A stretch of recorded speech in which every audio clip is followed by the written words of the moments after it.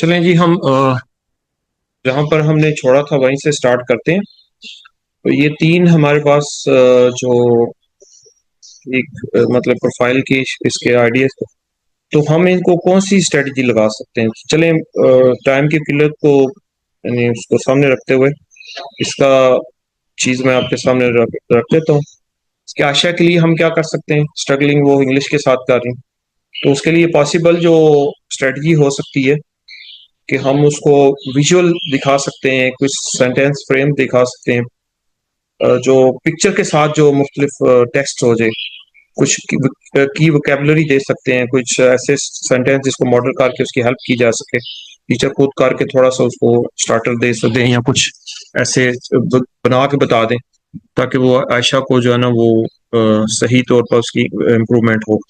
अली जो एडवांस है उसके लिए फिर जो स्टडी यूज कर सकते हैं वो टीयर असाइनमेंट है कि हमने उसको रियल लाइफ प्रॉब्लम सॉल्विंग दे सकते हैं प्रोजेक्ट, और उससे यानी जो पहले जो कर चुके हैं उससे आगे चैलेंजिंग काम हो। समी जो है इसको एक दो चीज, जैसे अभी मैडम ने एक सवाल किया था अभी जो सेशन हमारा, कि हम जो बच्चे इस तरह के हैं उनको क्या कर सकते हैं। एक तो हम उसके लिए क्या करें कि सबसे पहले तो हमें सब्र करना, उनको मतलब बर्दाश्त करना है, उनको कोई ऐसा महसूस ना कराएं कि हमें ऐसे बच्चे नहीं चाहिए या कुछ भी डिस्क्रिमिनेशन नहीं होनी चाहिए। दूसरे नंबर पर इनके लिए हम क्या कर सकते हैं, मालूमात को छोटे टुकड़ों में ब्रेक कर लें, स्मॉल स्टेप्स में कर लें, और साथ फिर क्लियर इंस्ट्रक्शन होनी चाहिए और शॉर्ट हो, और उसमें प्लान ब्रेक कर लें ताकि उसका फोकस ठीक रखे, मतलब थोड़ा काम किया उससे आगे फिर उसको मजीद अगला काम दें। एक साथ जो है ना वो एक वक्त में मल्टीटास्क ना उनको दे। तो ये कुछ पॉसिबल उनके लिए हो सकते हैं। ठीक है जी। नेक्स्ट हमारी स्ट्रेटजी जो है वो चॉइस बोर्ड है। जैसे नाम से ही सजेस्ट हो रहा है, उसमें हम क्या कर सकते हैं कि ये हमारे पास टूल है जिसके अंदर हम एक मेन्यू या टेबल की शक्ल में मुख्तलिफ लर्निंग एक्टिविटीज देते हैं बच्चे को, और फिर वो उनके अच्छा यहाँ पर भी और टीयर जो हमारा दोनों के अंदर लर्निंग ऑब्जेक्टिव का ये सेम रहेंगे, लेकिन यहाँ पर ये जो चॉइस बोर्ड है इसमें हम क्या करेंगे, जो बच्चे का इंटरेस्ट है तो उसका और लर्निंग स्टाइल और जो मुख्तलिफ ऑप्शन होंगे उसमें से उसको हम डिफ्रेंशिएट के लिए चॉइस देंगे कि आप अपनी चॉइस के हिसाब से, अगर आपका इंटरेस्ट इस चीज में है आप तो वो चीज कर लें। लर्निंग स्टाइल के हिसाब से वो अपना सेलेक्ट कर सकते हैं। प्रेफर्ड प्रोडक्ट को फॉर्मेट का मतलब है कि वो उसके अंदर जो हमने उनको गिवन ऑप्शन है उसमें से चॉइस देनी है। ठीक है जी। इसको आगे दे के देखें। इसको हम ग्रिड की शक्ल में 3x3 या 4x4 जैसे बिंगो कार्ड होता है, और हर एक के अंदर डिफरेंट एक्टिविटी हो सकती है, प्रोजेक्ट के ऑप्शन हो सकते हैं। तो स्टूडेंट ने अपने नंबर ऑफ एक्टिविटीज उसको चूज करना होता है, जो एक रोज में हो या बॉक्सेस में हो या उसका मिक्स हो। उस एक चीज उसमें जरूरी है कि टीचर्स के साथ टीचर का एग्री होना उसमें जरूरी है। और फिर कॉम्प्लेक्सी कॉम्प्लेक्सिटी आप देखें उसमें किस तरह क्रिएटिविटी है या मीडियम किस तरह का हो। अब इसकी एग्जांपल अगर हम हिस्ट्री पाकिस्तान मूवमेंट से लें, तो इसके चॉइस बोर्ड के हिसाब से ये आपके सामने तीन क्वेश्चन लिखे हुए हैं यानी तीन टास्क लिखे हुए हैं। एक ये है कि डायरी एंट्री जो है फ्रीडम फाइटर के बारे में लिख सकते हैं। दूसरा है कि टाइम लाइन जो है, टाइम लाइन एक्टिविटी बहुत जबरदस्त एक होती है, जिसमें आप लाइन में एक साइड पर जो ईयर्स होते हैं साल वो लिख लेते हैं। जैसे पाकिस्तान के अब जैसे 1947 में 1947 में बना, नीचे पाकिस्तान इंडिपेंडेंस आप लिख सकते हैं। इसी तरह मुख्तलिफ इवेंट्स जो पाकिस्तान मूवमेंट के हिसाब से जो जो हुए हैं, तो वो हम एक टाइमलाइन क्रिएट कर सकते हैं। दूसरा ये है कि जो रिकॉर्ड 1 मिनट की न्यूज ब्रॉडकास्ट वो पार्टीशन के अबाउट में वो रिकॉर्ड कर सकते हैं। तो ये एक देखें यहाँ पर चॉइस बोर्ड है कि इसमें से स्टूडेंट कौन सा पिक करते हैं। इसमें फिर क्या होगा, स्टूडेंट इंटरेस्ट भी लेंगे, हम उसको रिस्पेक्ट दे रहे हैं और ये उनकी स्ट्रेंथ बन जाएगी। आप इसी चीज को आगे देखें, पाकिस्तान स्टडी के हिसाब से 1947 के पार्टीशन के कॉजेज क्या हैं।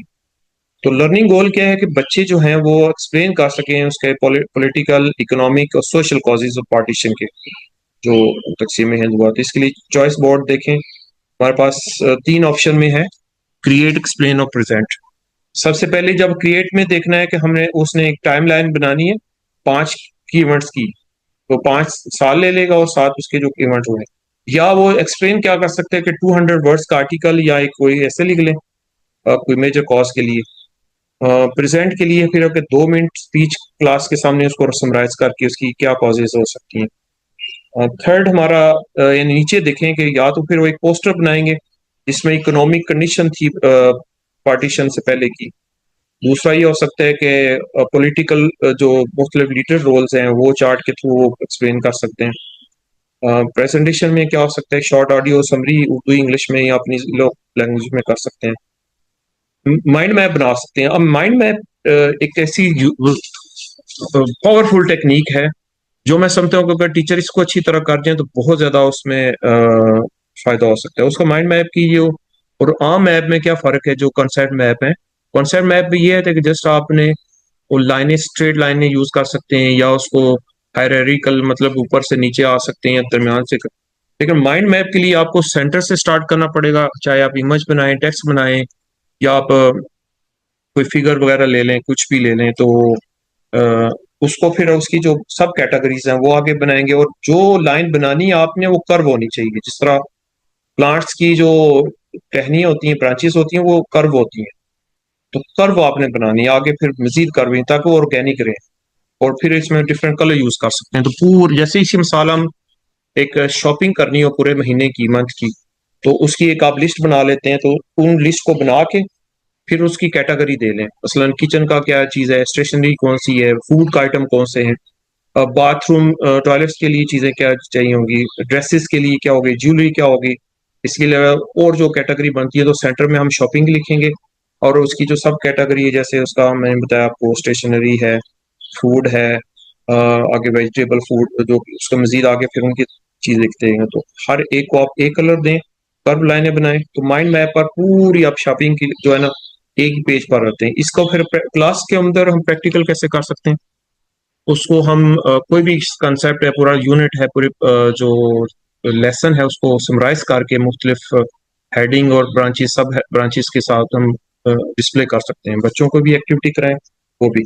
तो माइंड मैप जो है ना हम कनेक्ट करें उसको, डायरी एंट्री हो सकती है 1946 से 1947, एक डायरी एंट्री कर लें और एक छोटा जो है ना एक्ट आउट हो, रोल प्ले हो जाए, तो ये हम कर सकते हैं।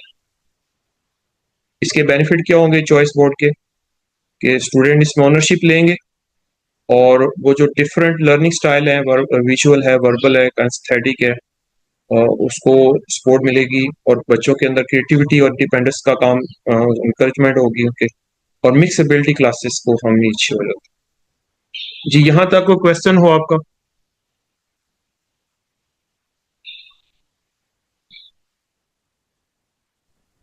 नहीं सर, थैंक यू। ओके। तो थर्ड स्ट्रेटेजी जो हमारी है वो फ्लेक्सिबल ग्रुपिंग, जैसे नाम है जैसे फ्लेक्सिबल ग्रुपिंग रखनी है हमने।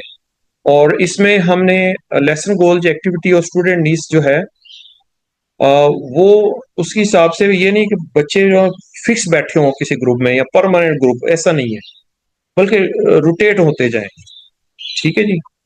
और इसके अंदर फ्लेक्सिबल के की फीचर क्या है कि इसमें भी रेडीनेस देखी जाती है बच्चे की, इंटरेस्ट, लर्निंग स्टाइल या रैंडम मिक्स हिसाब से हम ग्रुप को कर सकते हैं।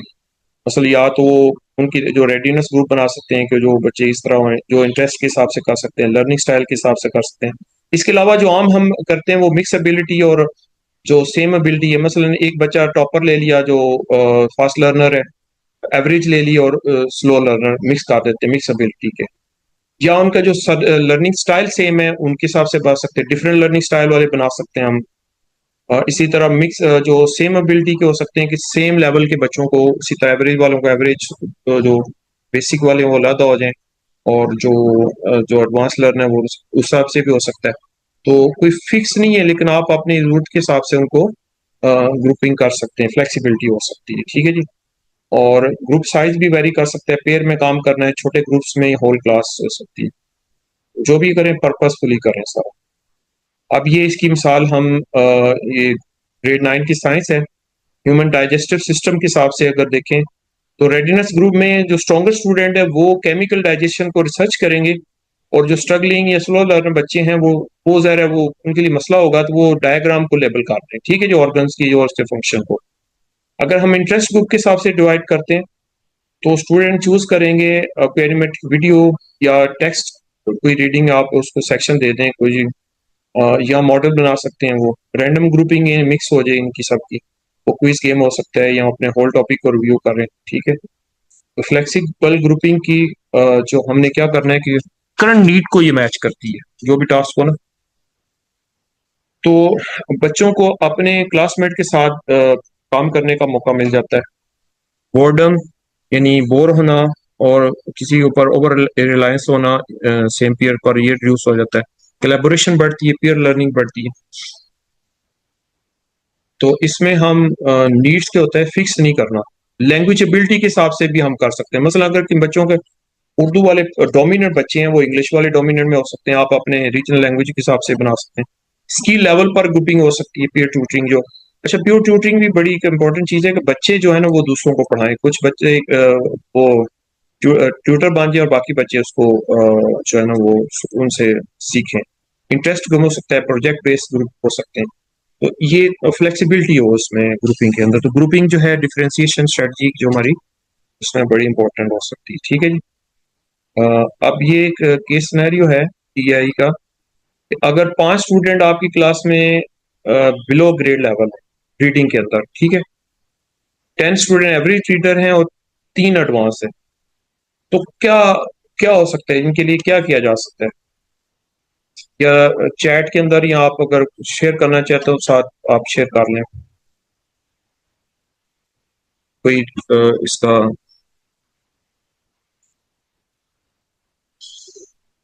जी,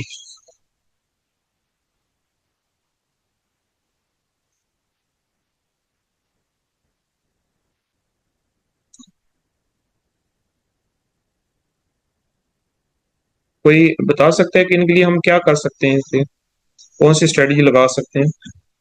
जो 5 स्टूडेंट जो बिलो ग्रेड लेवल हैं, बिल्कुल उनकी रीडिंग कमजोर है, एडवांस के सर लिए क्या कर पीयर सकते लर्निंग इनके लिए यूज हो सकती है। हैं?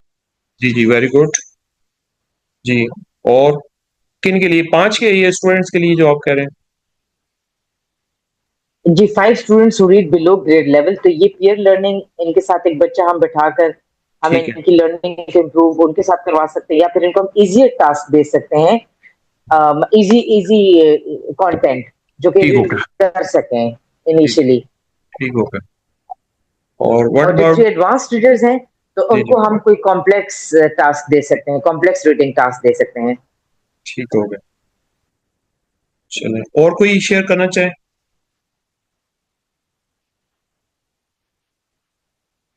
आगे? तो ये पॉसिबल आंसर है जी इनके। पहला जैसे आपने कहा कि टेयरिंग रीडिंग जी सर, परसेंट। हाँ, इनके ना एक्स्ट्रा कोचिंग की जरूरत होगी, अगर हम इनको थोड़ा सा एक्स्ट्रा टाइम देके हम पढ़ा सके तो अच्छा, उनको थोड़ी सी लेवल पे आ सकते हैं, क्योंकि ये स्लो लर्नर्स होते हैं। तो इसलिए फिर इनको लर्निंग की एनवायरनमेंट देना हमारा मतलब ये फर्स्ट थिंग होती है। अच्छा, लेकिन अगर नहीं बस समझ सकते तो we should have to be give them extra. ठीक हो गया।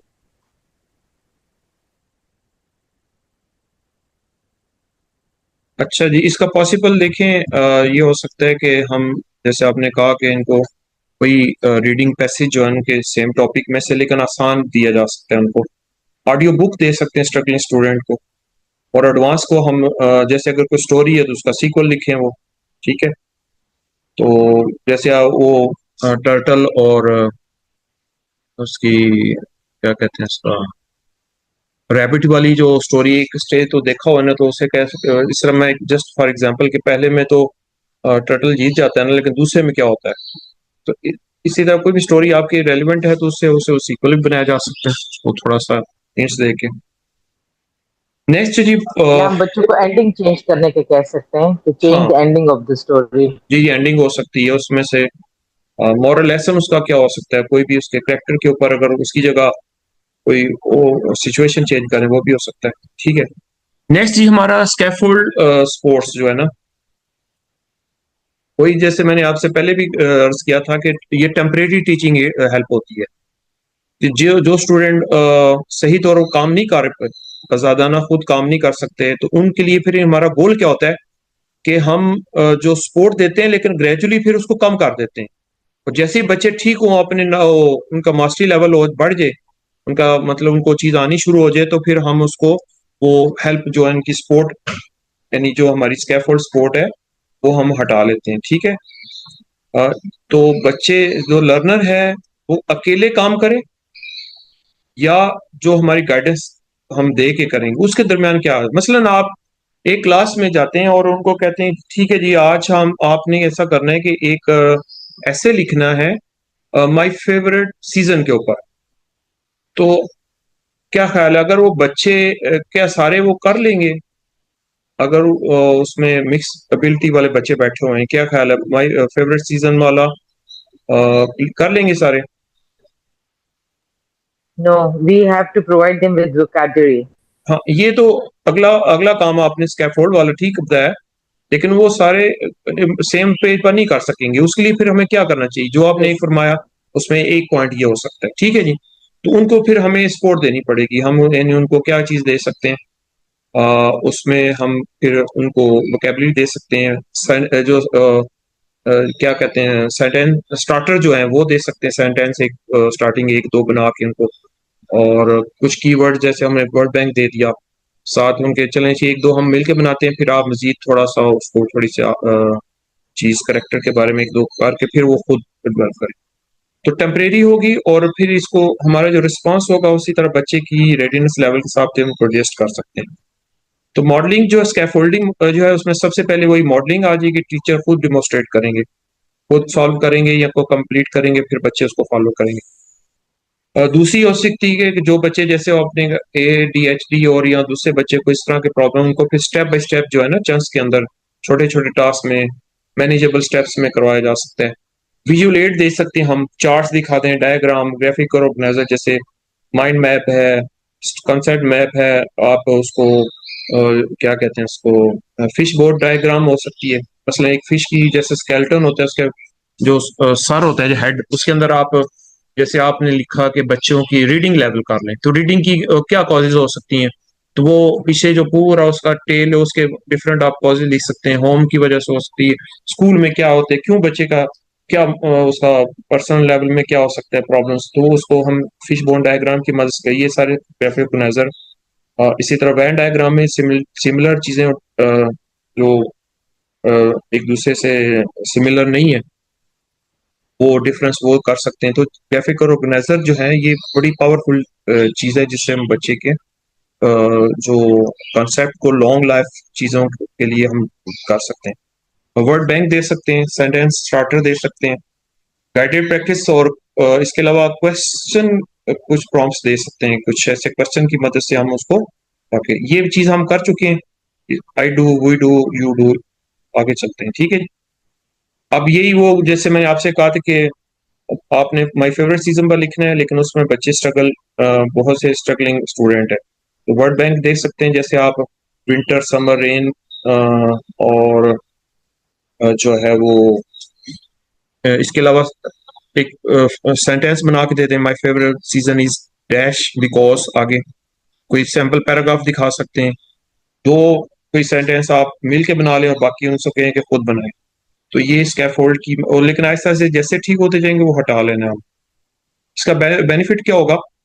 फ्रस्ट्रेशन कम होगी और कॉन्फिडेंस बिल्डअप होगा, स्ट्रगलिंग स्टूडेंट जो है वो अंगेज होंगे और ग्रेजुअली मास्टरी लेवल उनका बढ़ जाएगा, जो भी मुश्किल हो जाएगा। नेक्स्ट, यहाँ तक कोई क्वेश्चन है?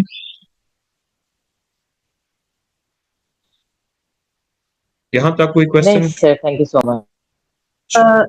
सर मुझे ऐसा लगता है कि जैसे ये स्कैफोल्डिंग की जो आप बात कर रहे हैं, हेल्प करना, फैसिलिटेट करना till then they are able to do work by theirself, जी तो क्या एलिसिक मेथड भी रिलेट करता है यहाँ पर थोड़ा सा? उसमें ये होता है कि हम ऑप्शंस देते हैं और बच्चे आंसर्स लिखते हैं, यहाँ पर भी हमें तब तक फैसिलिटेट करना है और ऑनरशिप बच्चे के पास ही जानी है जी जी एट द एंड, सर जो वो क्रेडिट डिफरेंट, है वो बच्चे के पास जाएगा that I have done it.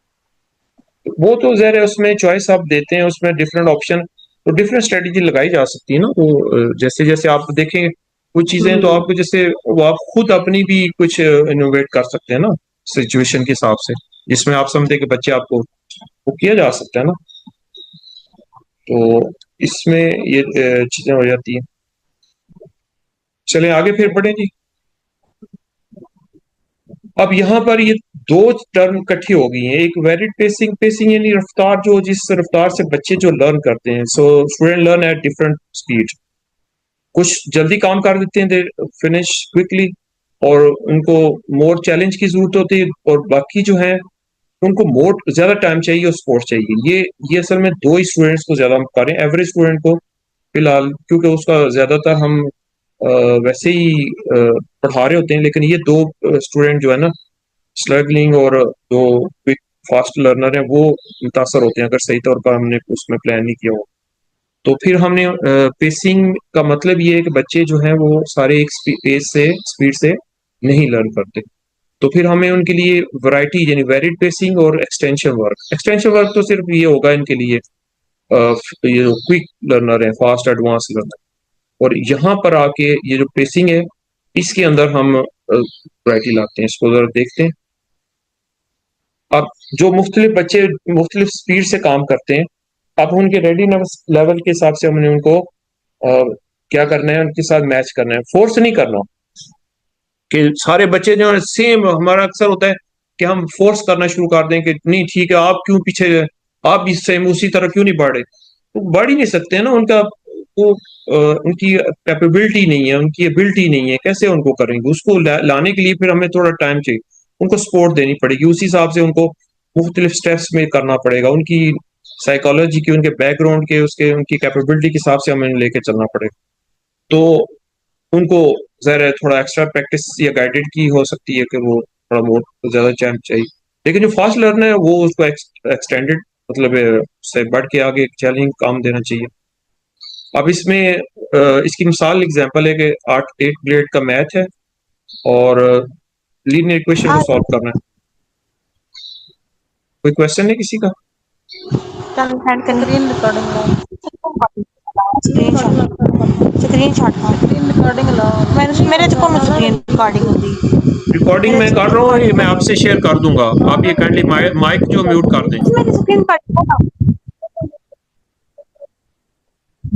नहीं नो बैड लगी ये माइक म्यूट कर दें।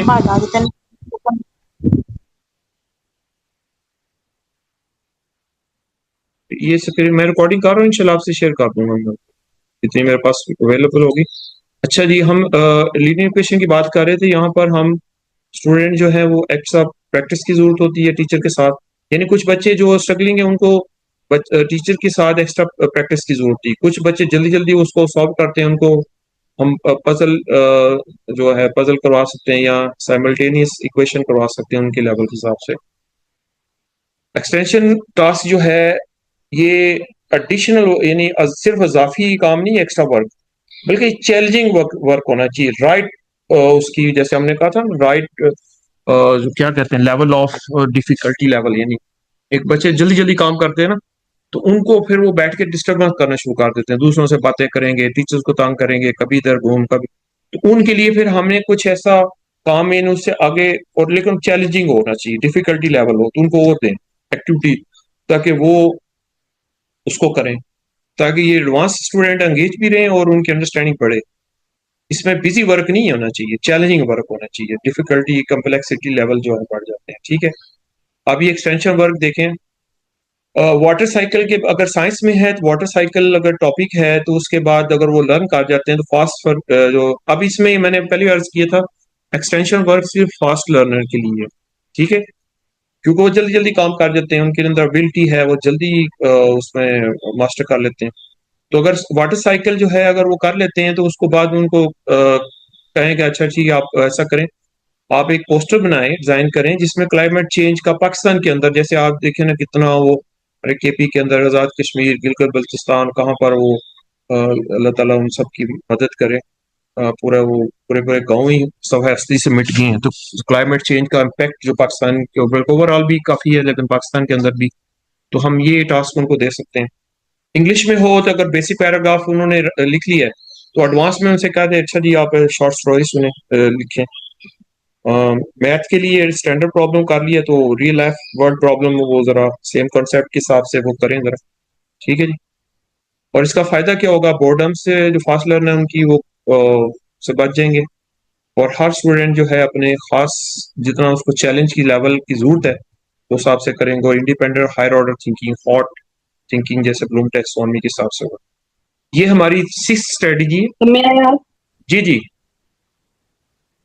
ये जो एक्टिविटी आप बता रहे हैं करने के लिए क्लास में हमने करनी है, जी कुछ जी स्टूडेंट्स जो हमारे अच्छे हैं वो इन एक्टिविटीज करेंगे जो एक्सटेंशन एक्टिविटीज हम दे रहे हैं। जी जी जब चेकिंग होगी तो वो कहेंगे कुछ बच्चों ने किया कुछ बच्चों ने नहीं की। पेरेंट्स भी क्लेम कर सकते हैं कि कुछ बच्चों को करवाई जा रही है कुछ को नहीं करवाई जा रही। फिर इन एक्टिविटीज को टीचर चेक भी करेगा। शी और he is bound to check that activity जो उसने एक्सटेंशन एक्टिविटीज करवाई हैं। तो बर्डनाइज नहीं फील करेंगे टीचर इस चीज से कि जो काम उन्हें करना पड़ेगा। What do you think? नहीं देखें, ये अब देखें, कोई चीज ऐसी है ना जो आप क्लास में लेके जा रहे हैं, अगर आप इनको उनके लेवल के हिसाब से एक्टिविटी या कोई भी टास्क नहीं करवाएंगे तो फिर ज़रा वो भी फ्रस्ट्रेशन होगी आपके लिए भी, और मैनेजमेंट के लिए भी, और वालदेन के लिए भी। वालदेन को तो ज़रा हमें फिर ट्रेन करना पड़ेगा ना, ये तो ओवरऑल करना पड़ेगा। लेकिन जो हमने हम असल मकसद क्या है कि हमने उस स्टूडेंट्स को उनके लेवल से लेकर आगे बढ़ाना है, उनकी अटेनमेंट प्रोग्रेस को बेहतर करना है, उनकी एकेडमिक जो है डेवलपमेंट करनी है। तो जाहिर है कि वो जो उनकी बेसिक प्रॉब्लम्स है, जो प्रॉब्लम जहां पर हमें उनको सपोर्ट देने की जरूरत, वो करके फिर उनको बेसिकली, इसलिए तो ग्रेजुअली चीजें फिर कुछ सपोर्ट हटा ली जाती है ना। तो इसके ये डिफरेंट हम स्नेर देख रहे हैं कि हम इसके अंदर कौन सी पॉसिबिलिटी है, और किस हर बच्चे का जरा है उसको डिफरेंट चीजों से तरीके से हम उसको डील कर सकते हैं। तो हमारे पास वैरायटी होगी तो हम उसी हिसाब से फिर वो उनको काम देंगे। तो बर्डनाइज इसलिए हमने कहा था शुरू में भी कि वो हमने एक्स्ट्रा कोई उसका लेसन प्लान नहीं बनाना, उसी प्लान के अंदर ही हमने बस उसकी एक्टिविटी डिजाइन करनी है कि हमने इन बच्चों के लिए क्या करना है। काम तो वही होगा जो टास्क जो टॉपिक है, लेकिन उसके अंदर उसको थोड़ा उनके हिसाब से कम कर दिया जाए। जो दरमियाने दर्जे वो जो एवरेज स्टूडेंट्स है या जो इंटरमीडिएट उनको उसके हिसाब से होगा थोड़ा की, और जो फास्ट लर्नर है जरूर इसी के अंदर से आपने उनको जरा डिफिकल्ट दे सकते हैं आप। ठीक है जी।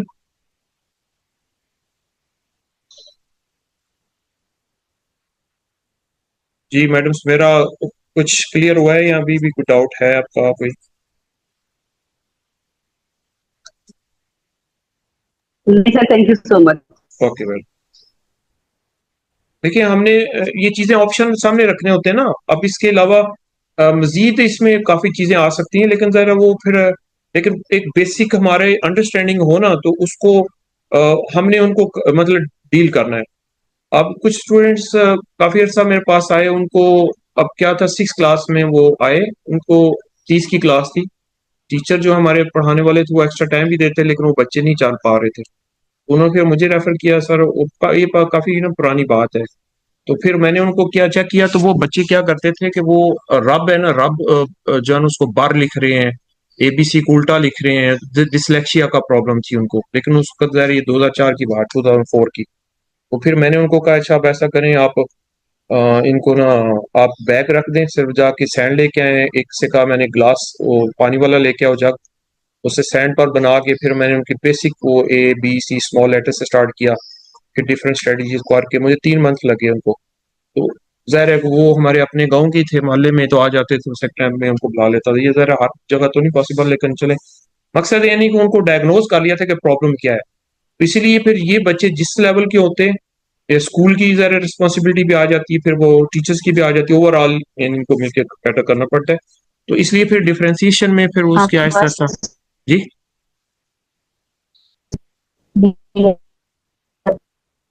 जी लर्निंग स्टेशन जो है ये स्ट्रेटजी जिसमें हम क्लासरूम के अंदर सेटअप बनाते हैं डिफरेंट स्टेशन एरियाज को। जी